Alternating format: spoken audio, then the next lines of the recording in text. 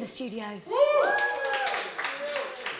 Neil, if you haven't met him before, is our resident shooty thing expert. Is that right? That's right. They've unlocked the keys to the cupboard and they've given me a games console to do all things shooty. Wow. I know. Are you pleased? Well, yeah, it beats my past job. What was that? Just cleaning up after you. Oh, that's true. Yeah. Well, worthy. Anyway, what are we doing here? What's going on?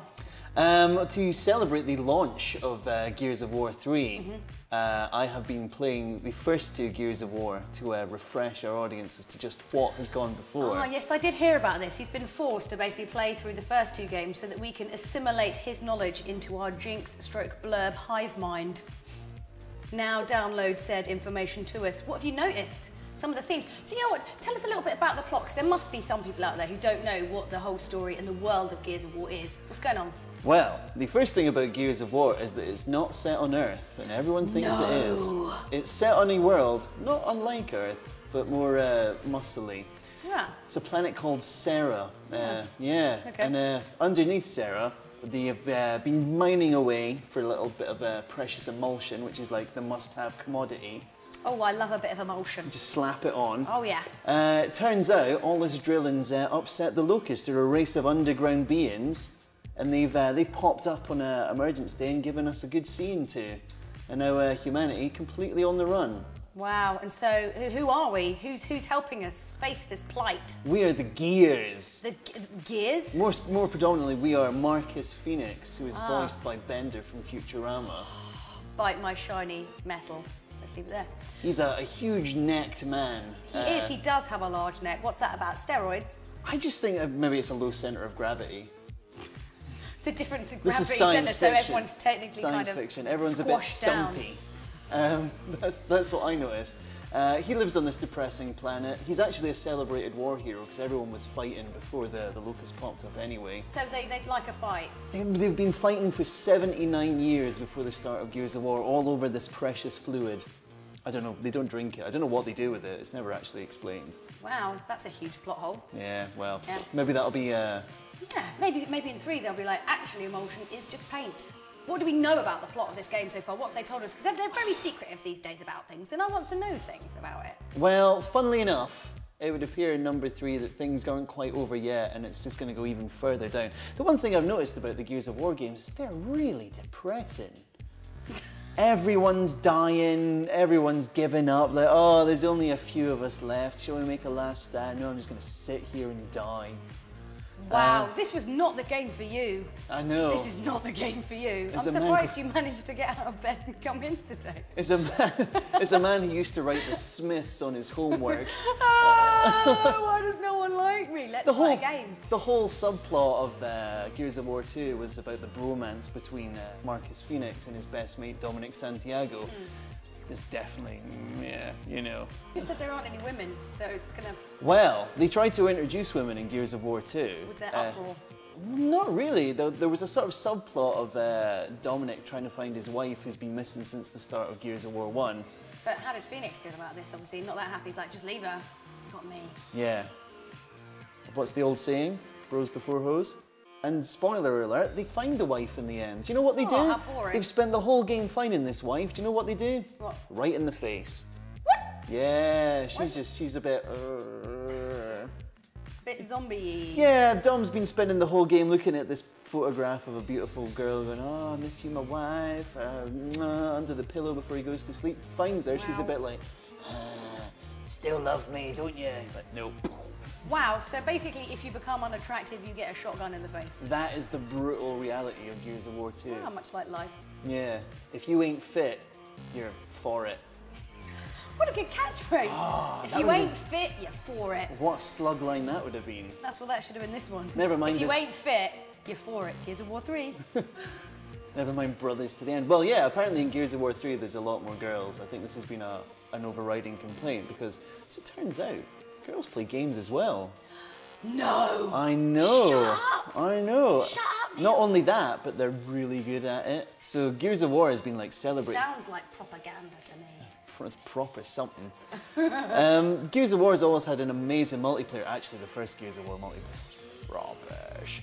But in Gears of War 2, they had the Horde mode, which was just you and a couple of buddies facing off against endless waves. We've seen this repeated a million times, but Gears of War 2 is where it really kicked off. And yeah, supposedly that's back in a big way. So, I hear you've done a little bit of a VT for us, a Gears of War theme. Why, after playing through 2 of them, it was my pleasure. Well, would you like to introduce said VT to the viewers at home? Have a look at this.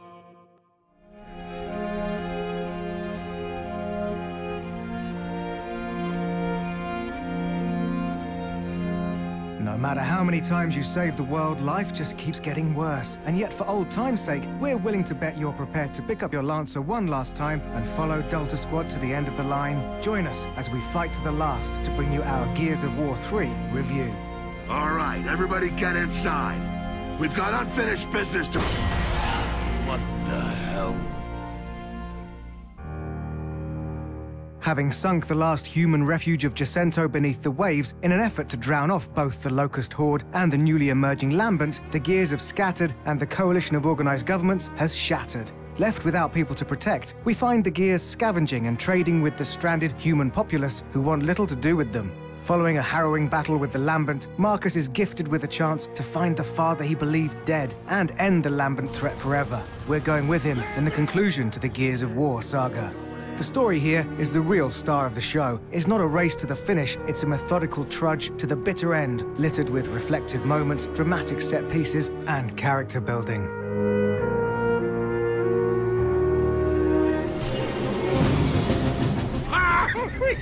Wasn't expecting to run into you boys again. Marcus Fenix may be the Gears anchorman, and though his tale may take up the plot of the game, he isn't the only cast member in the spotlight. Epic understand far too well that fans are invested in Delta Squad, and throughout Gears 3, we spend more than enough time with the guys who are far more fleshed out.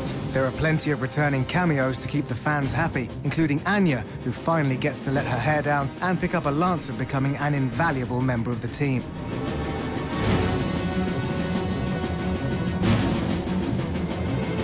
After the 70-year Pendulum War, and lest we forget 2 previous Gears of War games, Sarah has taken a beating, and being as much a character as the rest of the cast, it too is given chance to develop over the course of Gears of War 3.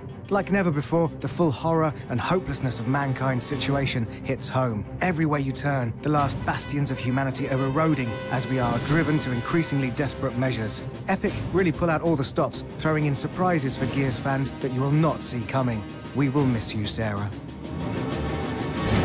Another great transition Gears 3 unveils is the fate of the Locust and the erupting Lambent. After flooding them both out of existence, the Lambent have kept up the pursuit, and their stalks have spread across the planet, polluting it with new and evolving horrific troops for you to battle against. Running into the Locust again is a bizarre experience. They remain determined in their wicked plans and are far from defeated, and yet, for the briefest of moments, it's like chancing across an old friend. Then, of course, they open fire on you, and it's business as usual. You will, of course, be going down fighting, and Gears 3 doesn't leave you empty-handed. The standard arsenal of gears is at your fingertips, but there are plenty of new, or indeed antiquated weapons to get your hands on. As this is a fight to the end, you'll be given access to the very best the COG has to offer, including their Silverback mech suits. Yes, it may be a sci-fi cliche, but in the Gears universe, you're left wondering, why? Why haven't these been here from the start? This is merely one of the vast improvements made to the gameplay. Of course, we couldn't leave Delta Squad behind without them living on in multiplayer. Gears of War makes its final stand online. You know the score. This is the game that takes great delight in embarrassing downed foes, and when not duking it out, in death matches. The excellent Horde mode returns, accompanied by the devilish Beast mode. Long after you're finished with Gears 3's considerably meaty campaign, it's the multiplayer that will play host to the final shots ringing out. This is online gaming perfection, turned up a notch higher. See you on there.